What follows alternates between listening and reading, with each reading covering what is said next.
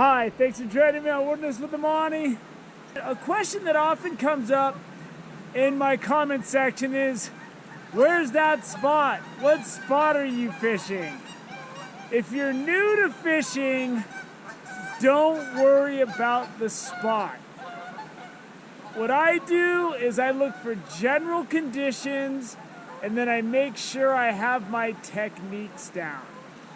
So a lot of times when you go to a river the first time and you're not familiar with fishing rivers, a lot of it's just figuring out how to deal with the conditions that are in front of you. If I pull off at a spot, I usually hike 2 or 3 miles down the river anyway, so what spot I have makes no difference. What gives me success, no matter where I go on a river, is that I refine my casting and make sure it's precision so I can hit my marks and targets.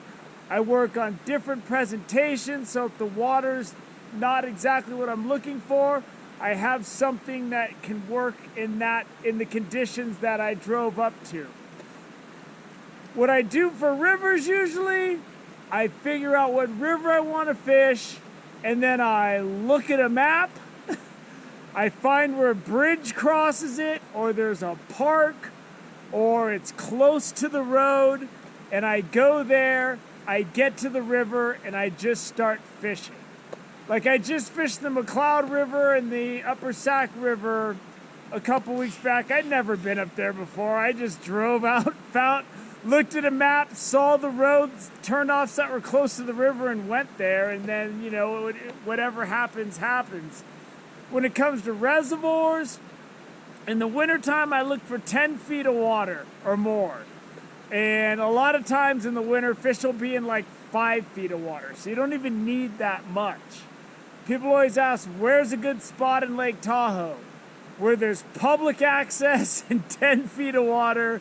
When it warms up and there's a lot of activity on the lake, probably look for 20 feet of water. That's what I do. And I use my countdown method, which, from the time the sinker hits the water till it hits the bottom when I'm in reservoirs to figure out how deep I'm fishing. That's not an exact measurement by any stretch of the imagination, but it gives you an idea of how deep you are fishing and where you're getting bites. If it's summer and there's a lot of people in the lake and the campgrounds are full, my recommendation is find the deepest water you can. A lot of times that's near the dam.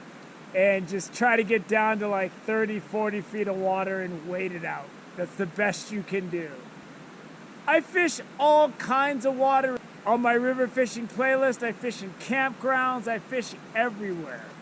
And I just do the best I can with whatever's there. And you get better by going to places that don't have ideal conditions, because then you got to figure out how to speed up or slow down your presentation when you're fishing artificials.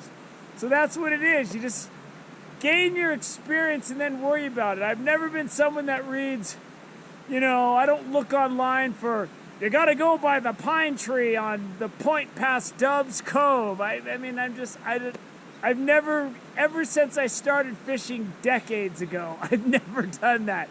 I just look at a map, try to get there. If it's an alpine lake, I just hike around the lake. I have my nymph game. If I'm fishing backcountry creeks, I just make sure my leader's the right length to match the water. That's what you worry about. You want the best spot. The best spot is everywhere. You don't want to go to the best spot because the best spot usually has a lot of people fishing there and the fishing's usually not that good. You want to just battle and blaze your own trail. I hope that helps you find the best spot if you're new to fishing. Thanks for joining me on Wilderness with Amani. Until next time.